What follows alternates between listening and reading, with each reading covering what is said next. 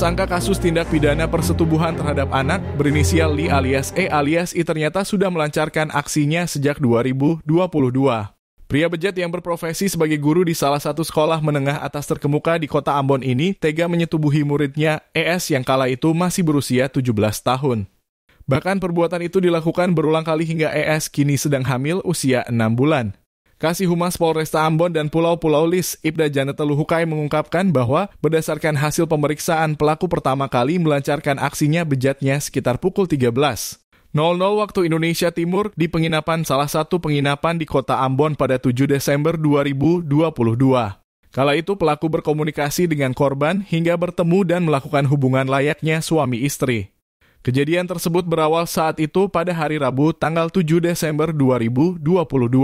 Kala itu korban saling berkomunikasi dengan pelaku hingga akhirnya bertemu dan melakukan hubungan layaknya suami istri.